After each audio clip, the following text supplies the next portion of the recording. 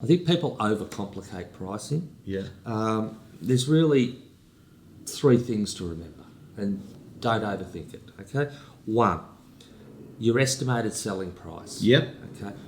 That must be genuine. Yeah. And it must be backed up by comparables. And depending on your state, meet the requirements. Meet those requirements. Now, each state sets out guidelines, but it's pretty clear that the apples with apples, okay? Yeah. You can't give a quote something that was sold 2 years ago. It's got to be relevant, okay? So you can't... Estimated selling price? You can't say anything below that. Okay. Then, if my estimated selling price is $8 to $8.50, we receive a genuine offer. Now, in New South Wales, a genuine offer is considered to be somebody asking for a contract and making an offer. So somebody comes in and makes an offer of $900,000. That is higher than my estimated selling price. And the vendor rejects that offer, and there are no changes to the terms and conditions of the contract, and just walks in and says, I'll pay $900 right now in exchange. Then the agent can no longer quote anything below $900,000, right? And the final one, if you have a vendor that is adamant, again, you've told them $8 to $8.50 and says, I'm adamant, I will not move, and I don't need to move unless I get $9.50. Yeah. Then you can't quote anything below $9.50. Even though you've got an estimated... Even though you say, your vendor has told you categorically, I will not move, I don't need to move, unless I get $9.50.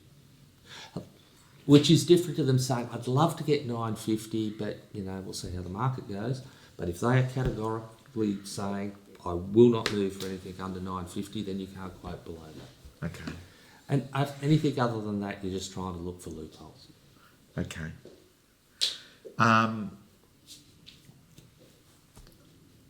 I'm thinking to myself, what should you be quoting in New South Wales, Queensland and Victoria?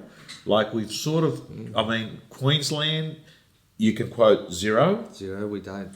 New South Wales and Victoria, you've really covered it in your last question there.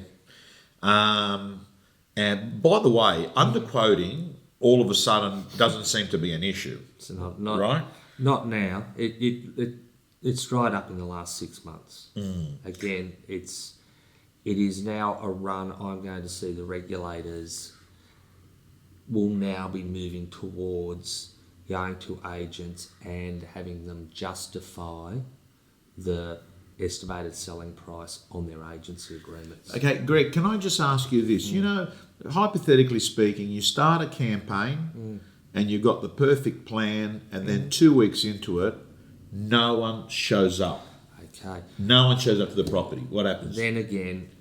That concludes the free video. As you can see, there are a number of ways that you can be successful in real estate, and the Real Estate Gym is basically making sure that we find everything that every top agent in the country is doing to be successful.